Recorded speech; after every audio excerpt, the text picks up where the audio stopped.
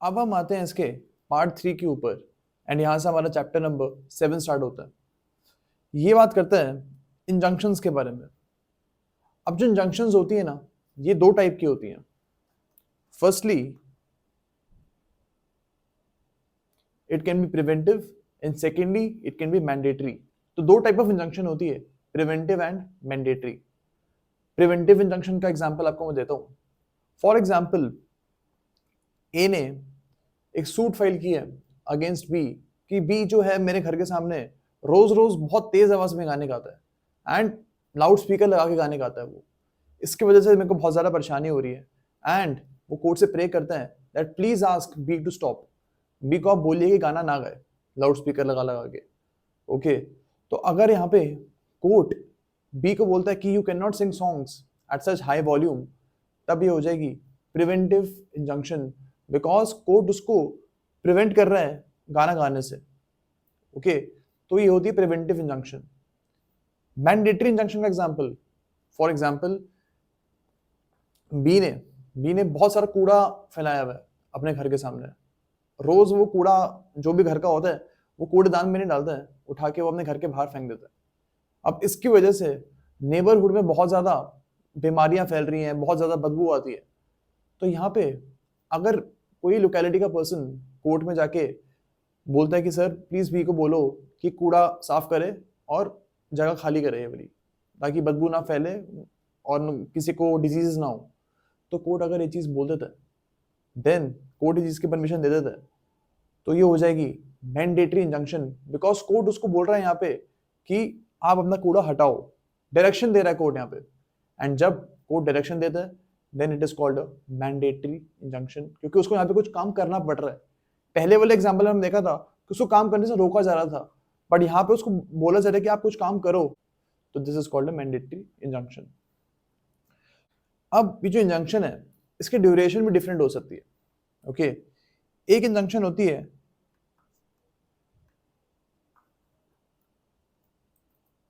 Temporary injunction और एक होती है परपेचुअल इंजंक्शन। जो टेम्पररी इंजंक्शन होती है ना, ये सूट के दौरान आप एप्लीकेशन फाइल कर सकते हो फॉर टेम्पररी इंजंक्शन। ओके, लेकिन अगर आपका सूट ही ये है पर कि इस पर्सन को ये काम करने से रोका जाए फॉर एग्जांपल, तब जब लास्ट में डिग्री आएगी उसमें, तो उसको हम बोलेंगे परपेचुअल इंजंक्शन। ओके, सपोज वही वाला एग्जांपल लेते हैं कि बी को बोला गया कि आप गाना नहीं गाओगे ए के घर के सामने लाउड स्पीकर लगा के।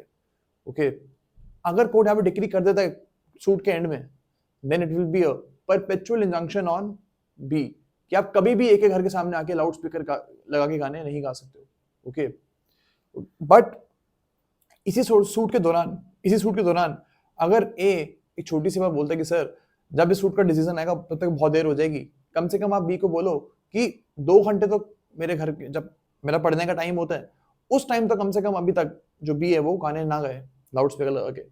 So till the time I am studying for those 2 hours आप बी को बोलिए कि गाना ना गाए। तो अगर कोर्ट बोलता है कि जब तक इस सूट में डिसीजन नहीं आता तब तक के लिए मैं एक इंजंक्शन ग्रांट कर रहा हूँ that every day for 2 hours इस टाइम तक भी लाउड स्पीकर पे गाने नहीं गा सकता, तो ऐसा इंजंक्शन अगर कोर्ट ऑर्डर करता है then it will be a temporary injunction. ये तब तक के लिए वैलिड होगा जब तक डिसीजन नहीं आता है। ओके, सो टेम्पररी इंजंक्शन की हमेशा एप्लीकेशन फाइल होती है और परपेचुअल इंजंक्शन की हमेशा सूट फाइल होता है। आप कभी टेम्पररी इंजंक्शन के लिए जाके सूट फाइल नहीं कर सकते हो। ओके, अगर परपेचुअल इंजंक्शन का सूट चल रहा है उसी के दौरान आप एक टेम्पररी इंजंक्शन की एप्लीकेशन डाल सकते हो। ओके, वरना आप नहीं डाल सकते हो। तो this has to be kept in mind that for granting a temporary injunction आपका एक सूट ऑलरेडी फाइल हुआ होना चाहिए। ओके, तो ये एक डिफरेंस है टेम्पररी एंड परपेचुअल इंजंक्शन में। अब हम बढ़ते हैं सेक्शन नंबर 36। ये बोलते हैं that preventive relief is granted at the discretion of the court by injunction, temporary और परपेचुअल। ओके, ये बोल रहे हैं कि प्रिवेंटिव इंजंक्शन जो प्रिवेंटिव रिलीफ जो है ना वो टेम्पररी भी हो सकता है और परपेचुअल भी हो सकता है। ये हमने ऑलरेडी एग्जांपल देख ली है कि अगर कोर्ट यहाँ पे उसको बोल रहे हैं कि 2 घंटे गाने नहीं गाने आपको, तो वो होगा टेम्पररी इंजंक्शन। और जब डिग्री आ जाएगी और कोर्ट बोलते कि आप कभी भी गाना नहीं गा सकते लाउड स्पीकर लगा के घर, एक ही घर के सामने, तो वो हो जाएगा परपेचुअल इंजंक्शन के। यहाँ पे कोर्ट को प्रिवेंट कर रहा है गाना गाने से। अब हम आते सेक्शन नंबर 37 पे, इसको हम रीड करते हैं। Temporary injunctions are such as are to continue until a specific time or until the further order of the court, and they may be granted at any stage of the suit and are regulated by the code of civil procedure. Okay, तो एक चीज बोल रहे हैं कि temporary injunction जो है एक स्पेसिफिक टाइम तक के लिए ग्रांट हो सकती है। ओके, हमेशा के लिए नहीं आप बोल सकते कि टेम्परेरी इंजंक्शन चलती रहेगी। और इनके रूल्स क्या रहेंगे, इनको ग्रांट करने के रूल्स रहेंगे सीपीसी में। सीपीसी में we have provisions for temporary injunction. तो अब एसआरए में नहीं आओगे, यहाँ पे एसआरए में टेम्परेरी इंजंक्शन फाइल करने का कोई प्रोविजन नहीं है, you will go to the CPC. Okay, but अगर आपको परपेचुअल इंजंक्शन चाहिए तब आप एसआरए में आओगे। तो जो नीचे के रूल्स हैं हम पढ़ेंगे अभी, उन रूल्स को आप फॉलो करोगे when you are actually filing a suit for perpetual injunction. Okay, इसका क्लॉज 2 हम देखते हैं। A perpetual injunction can only be granted by the decree made at the hearing and upon the merits of the suit. Okay, तो एक simple सी बात बोल रहा है कि परपेचुअल इंजंक्शन तभी ग्रांट हो सकती है जब सूट में प्रॉपर हियरिंग हो जाएगी एंड लास्ट में जब डिग्री आएगी, उसके बाद ही आप परपेचुअल इंजंक्शन को ग्रांट कर सकते हो। सूट के बीच में you can not grant a perpetual injunction. Okay, suit के बीच में आप सिर्फ टेम्परेरी इंजंक्शन ग्रांट कर सकते हो for a specific period of time. यही चीज हमको सेक्शन 37 बोलता है। Now we will come towards section chapter number 8, जो कि बात करते हैं परपेचुअल इंजंक्शंस के बारे में। इसका सेक्शन 38 हम पढ़ते हैं। ये बोलते हैं कि कौन सी सिचुएशंस में परपेचुअल इंजंक्शन आप ग्रांट कर सकते हो। We will read it.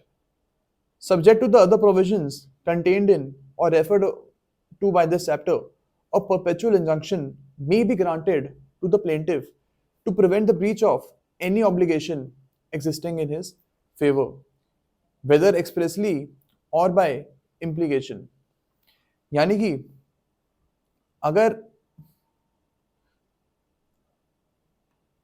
कोई ऑब्लिगेशन जो है वो प्लेंटिफ के फेवर में एग्जिस्ट करती है, सपोज वही वाला एग्जांपल लेते कूड़े वाला, कि जो वहां के रेजिडेंट्स हैं उनका राइट है कि जो लोकेलिटी है वो साफ सुथरी रहे, वहां पे डिजीज ना फैले।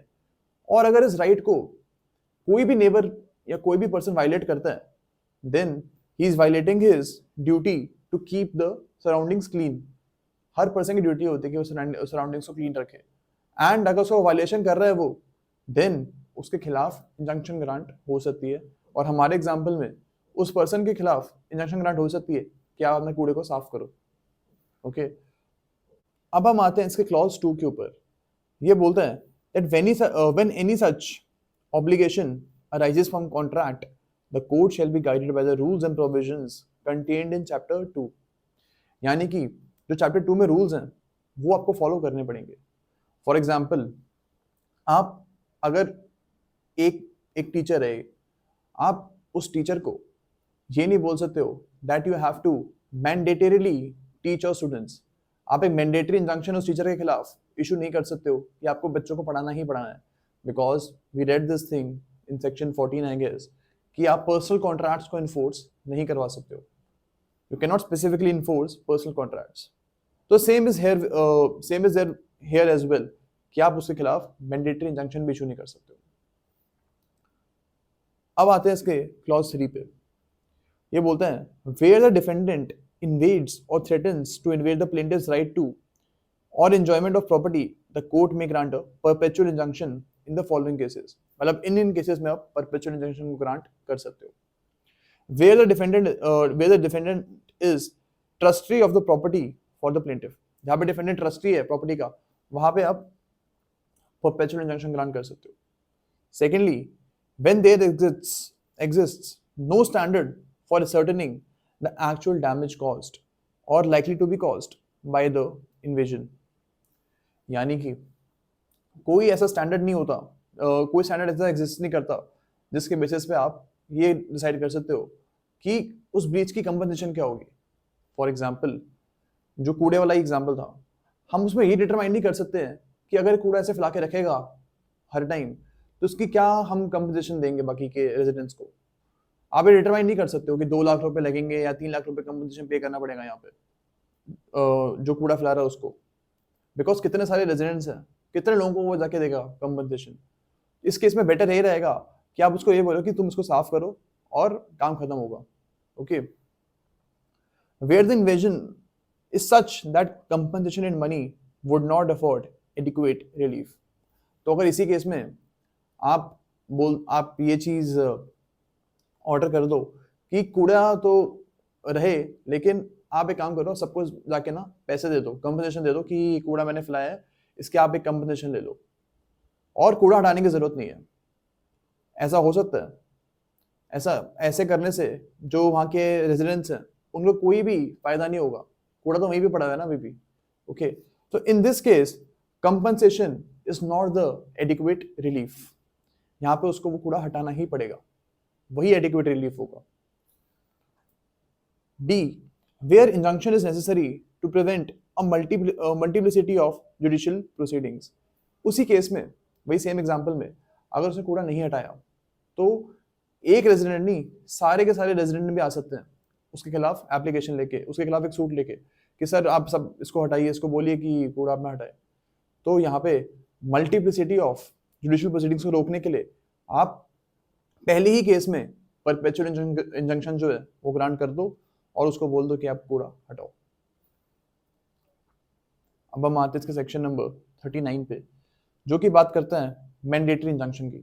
तो जो हमने अभी एग्जांपल लिया है वो मैंडेटरी इंजंक्शन का ही एग्जांपल था। When to prevent the breach of an obligation, it is necessary to compel the performance of certain acts which the court is capable of enforcing. The court may, in its discretion, grant an injunction to prevent the breach complained of and also compel the performance of the requisite acts. तो जो हमने कूड़े वाला example लिया था वही इसका perfect example है। ओके, मैंडेटरी इंजंक्शन का। अब हम आते हैं सेक्शन 40 पे। ये बात करते हैं डैमेजेस इन ल्यू ऑफ और इन एडिशन टू इंजंक्शन। तो अगर सपोज वो वाला एग्जांपल लेते हैं हम, गाना गाने वाला। ओके, तो वहां पे वो जो पर्सन है जिसके घर के सामने लाउड स्पीकर पे गाना गाया जा रहा है, तो वो कोर्ट में एप्लीकेशन लगा सकता है कि सर आप, सपोज बी है जो गाने गा रहा है, तो यहाँ पे बोल सकता है वो कि बी को आप गाना गाने से रोकिए, ask B to stop singing on loudspeaker.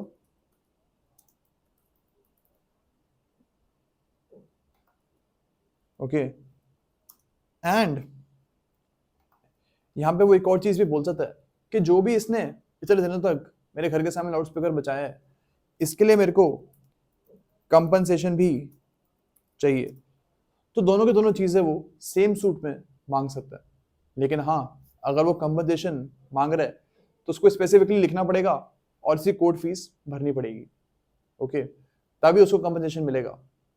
अगर इसने अपने सूट में कंपनसेशन क्लेम नहीं किया तो आगे जाके वो एक सेपरेट सूट फाइल नहीं करेगा कि मेरे को उस चीज के लिए कंपनसेशन भी चाहिए, इसी सूट में उसको मांगना पड़ेगा कंपनसेशन भी। ऑर्डर टू रूल 2 जो है वो भी सेम चीज बोलता है कि जितने भी रिलीफ्स पॉसिबल हैं वो आप इकट्ठे एक बार में मांग लो, अलग अलग रिलीफ्स के अलावा अलग अलग सूट नहीं करोगे। Okay, so this is what section 40 says as well. इसको हम रीड कर लेते हैं एक बार। The plaintiff in a suit for perpetual injunction under section 38 or mandatory injunction under section 39 may claim damages either in addition to or in substitution for such injunction and the court may, if it thinks fit, award such damages. तो वो damages जो है वो अलग से भी मांग सकता है और वो कोर्ट को ये भी बोल सकता है कि या तो आप इंजंक्शन दे दो मुझे या फिर damages दे दो, दोनों में से एक चीज। तो वो प्लेंटिफ जो है ऐसी प्रे भी कर सकता है। Second clause, no relief for damages shall be granted under this section unless the plaintiff has claimed such relief in his plaint. तो unless और until वो damages मांगेगा, जब तक वो damages मांगेगा नहीं तब तक उसको मिलेंगे भी नहीं. कोर्ट अपने आप से उसको damages award नहीं कर देगा. You will have to claim it and आपको कोर्ट फीस भी पे करनी पड़ेगी उसके ऊपर. इसका प्रोवाइजो ये बोलता है कि वही सेम चीज कि आप अगर हमें शुरू में डैमेजेस नहीं मांगे, शुरू में हमें डैमेजेस नहीं मांगे तो आप अपने प्लेंट को अमेंड करके भी आगे जाके डैमेजेस मांग सकते हो.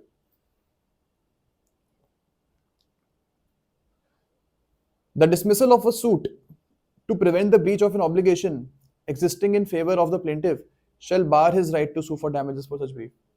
तो अगर आपने पहले जो है डैमेजेस नहीं मांगे तो आप एक न्यू सूट नहीं लेके आ सकते हो फॉर क्लेमिंग डैमेजेस. ये हम ऑलरेडी डिस्कस कर चुके हैं. अब हम आते हैं सेक्शन नंबर 41 के ऊपर. ये बात करते हैं कि इंजंक्शन जो है वो कौन से सर्कमस्टांस में कोर्ट रिफ्यूज कर सकता है. ओके, ये हम बढ़ते हैं. इसका first, to restrain any person from prosecuting a judicial proceeding pending at the institution of the suit. तो आप ऐसे इंजंक्शन ग्रांट नहीं कर सकते कि आप इस पर्टिकुलर चीज के लिए कहीं भी सूट फाइल नहीं कर सकते. सो सपोज कोर्ट ए में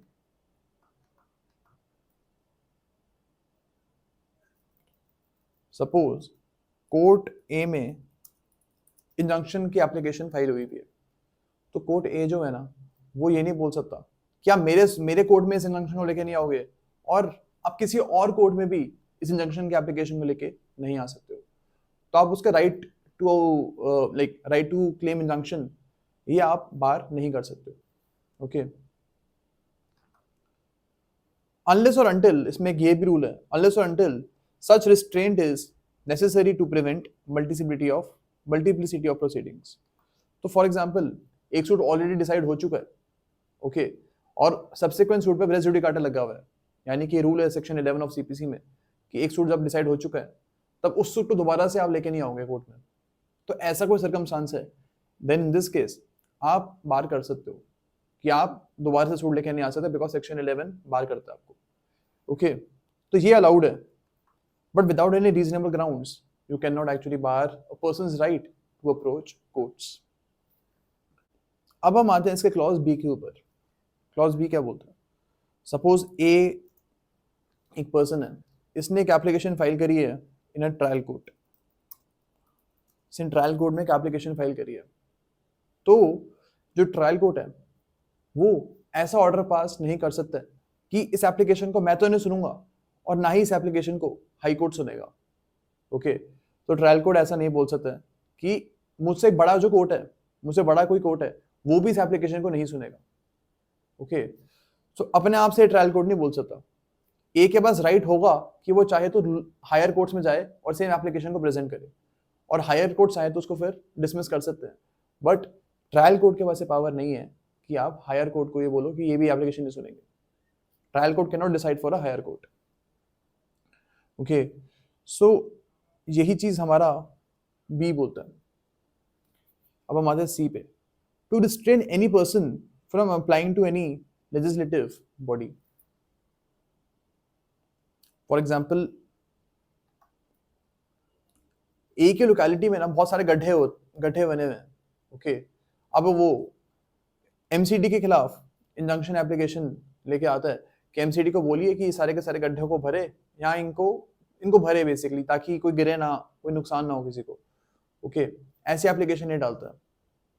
अब ए चाहे तो सेम एप्लीकेशन वो रोड डिपार्टमेंट में भी लेके आ सकता है, और जितने भी गवर्नमेंट डिपार्टमेंट्स है बाकी सेम एप्लीकेशन वो गवर्नमेंट डिपार्टमेंट्स में भी सबमिट कर सकता है.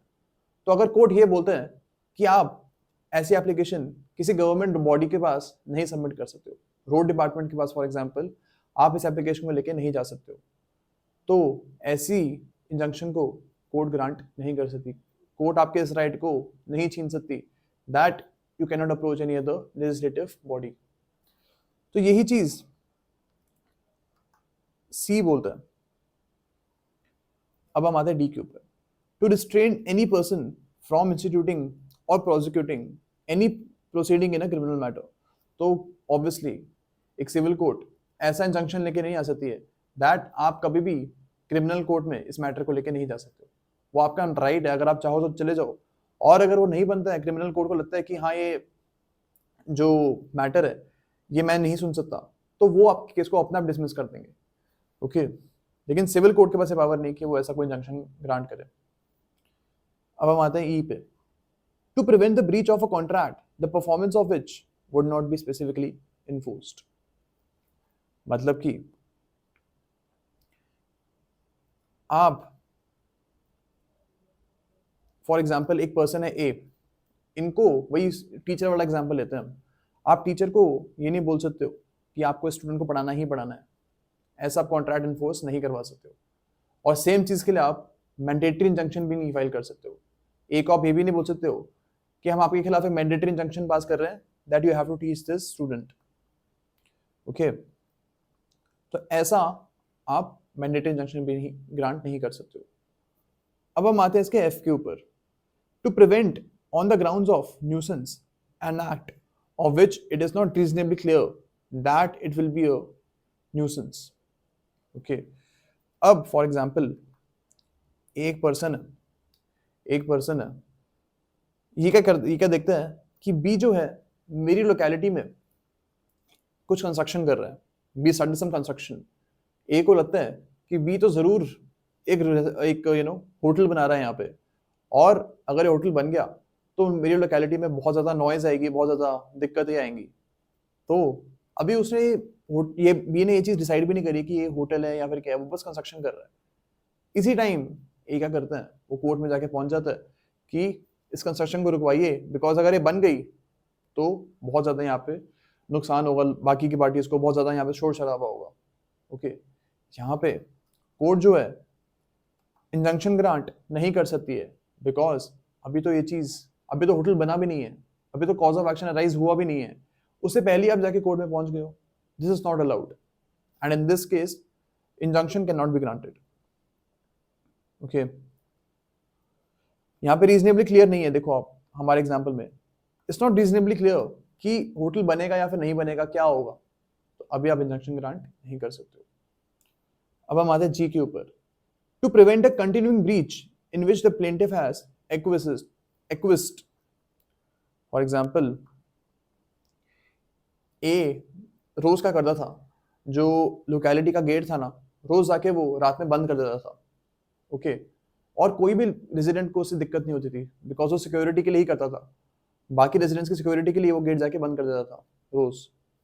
अब क्या होता है, बी एक दिन जाता है और ए को बोलता है कि आज से आप इस गेट को बंद नहीं करोगे, बिकॉज मेरा एक लड़का है वो रात में ऑफिस से आएगा और तब उसको गेट खुला हुआ मिलना चाहिए। ओके, अगर बी सूट फाइल करता है to stop A from closing the gates of the locality, तो बी जो है इस सूट में सक्सीड नहीं कर सकता, बिकॉज इसने ये 1 साल से बैठे चल रही थी, 1 साल तक उसने कुछ भी नहीं बोला, और अब उसको एकदम से दिक्कत हो गई, तो वो इस चीज के लिए इंजंक्शन फाइल नहीं कर सकता, बिकॉज कोर्ट ये मानेगी कि उसने ये चीज एक्सेप्ट कर ली already, and now after 1 year he can not come to the court and say this thing. अब हम आते हैं एच के ऊपर, when equally efficacious relief can certainly be obtained by any other usual mode of proceeding except in case of breach of trust. यानी कि अगर कोई और बढ़िया रेमेडी आपके पास एग्जिस्ट करती है तो पहले आप उसको एग्जॉस्ट कर लो, और जब वो एग्जॉस्ट हो जाएगी तभी आप इंजंक्शन के लिए आइए। ओके, तो कोई चीज देखेगा कि ऑलरेडी एक एफिशिएंट रेमेडी एग्जिस्ट करती है या फिर नहीं करती है। अगर करती होगी तो कोर्ट बोलेगा कि पहले आप उस रेमेडी को एग्जॉस्ट करो, then you come to our court. अब हम आते हैं एच ए के ऊपर। ये एच ए जो है ना, ये भी 2018 का जो अमेंडमेंट है उससे डाला गया था। ओके, ये बोलता है if it would impede or delay the progress or completion of any infrastructure project or interfere with the continued provision of relevant facility related thereto or services being subject matter of such project। तो मतलब एक infra project में भी आप जो है injunction grant नहीं कर सकते हो। ये हम ऑलरेडी डिस्कस कर चुके हैं जब हमने सेक्शन नंबर 20 पढ़ा था। आई, when the conduct of the plaintiff or his agents has been such as to disentitle him to be the assistance of the court। यानी कि जब प्लेंटिफ खुद ही रॉन्ग कर रहा है, जब प्लेंटिफ ने खुद ही कोई गलत काम किया है, तो कोर्ट में जाके वो इंजंक्शन एप्लीकेशन फाइल नहीं कर सकता। ये एक कहावत है that one who comes to the court he must come with clean hands. उसको खुद कोई गलती नहीं करनी पड़ेगी, तभी वो कोर्ट को अप्रोच कर सकता है। ओके, अब हम आते हैं जे पे। ये बोलता है when the plaintiff has no personal interest in the matter, यानी कि प्लेंटिफ के खिलाफ अगर कोई रॉन्ग कमिट हुआ ही नहीं है, फिर भी वो कोर्ट में आ गया है, उस केस में उसको इंजंक्शन ग्रांट नहीं हो सकती है। ओके, तो आपको कोई पर्सनल इंटरेस्ट होना चाहिए मैटर में, तभी आप इंजंक्शन एप्लीकेशन फाइल कर सकते हो। अब हम आते हैं इसके सेक्शन नंबर 42 के ऊपर। सेक्शन 42 क्या बोलता है, इसका मैं आपको एग्जांपल समझाता हूं। Suppose there is a teacher, इनका नाम है सी। कॉपीराइट क्यों बन गया? ओके, अब क्या होता है, इनको आप ऐसा ऑर्डर नहीं कर सकते हो कि इस बी को आपको पढ़ाना ही पढ़ाना है। सपोज सी और बी के बीच में कॉन्ट्रैक्ट हुआ था दैट आप मेरे को रोज 1 घंटा पढ़ाओगे। अब सी इसे मुकर जाता है। हियर हमने ऑलरेडी ये चीज पढ़ रखी है कि आप सी को ये नहीं बोल सकते हो कि आपको बी को पढ़ाना ही पढ़ाना है। ओके, बट इस कॉन्ट्रैक्ट में एक और चीज लिखी थी कि बी के घर में सपोज एक एक लैपटॉप पड़ा हुआ था, एंड उसमें बहुत सेंसिटिव इंफॉर्मेशन थी, और उसी लैपटॉप से जो सी है उसने शुरू में बी को पढ़ाया था। सपोज 4-5 दिन सी ने पढ़ाया, उसके बाद छोड़ दिया। अब कॉन्ट्रैक्ट में चीज लिखी थी कि लैपटॉप में जो भी सेंसिटिव इंफॉर्मेशन है उसको सी कभी भी निकालेगा नहीं, उस इंफॉर्मेशन को कभी भी सी निकालेगा नहीं और उसको लीक नहीं करेगा। ओके, अब यहाँ पे सी क्या करता है कि वो उस इंफॉर्मेशन को निकाल लेता है, सी उस इंफॉर्मेशन को निकाल लेता है। अब यहाँ पे आप क्या सी को रोक सकते हो? Can you stop C from actually leaking that information? You can, because same contract में एक तो टीचिंग का एग्रीमेंट था, और उसी कॉन्ट्रैक्ट में ये भी चीज बोली गई थी कि आप उस इंफॉर्मेशन को लीक नहीं करोगे। ओके, तो यहाँ पे जो positive part of this agreement, positive part of agreement जो था, पॉजिटिव मतलब जहाँ पे कोई काम करना था सी को, तो जो टीचिंग का काम था वो चीज तो आप इन्फोर्स नहीं कर सकते हो। बट जो नेगेटिव पार्ट ऑफ एग्रीमेंट था यहाँ पे कि आप एक चीज नहीं करोगे, यानी कि आप डेटा को लीक नहीं करोगे, तो ये चीज आप इन्फोर्स करवा सकते हो। ये चीज आपको इन्फोर्स करने से कोई भी नहीं रोक सकता। ओके, तो यही चीज हमारा सेक्शन नंबर 42 बोलता है। ओके, प्रोवाइडेड दैट, इसका हम प्रोवाइजो भी पढ़ लेते हैं। Provided that the plaintiff has not failed to perform the contract so far as it is binding on him, यानी कि जो हमारा बी है ना यहाँ पे, वो कोर्ट में तभी ये वाली इंजंक्शन की एप्लीकेशन लेके आ सकता है जब उसने खुद कोई गलत काम ना किया हो। सपोज बी ने सी की जो रेम्यूनरेशन थी, जो सी के पैसे थे, वो उसने उसको पे नहीं करे हैं।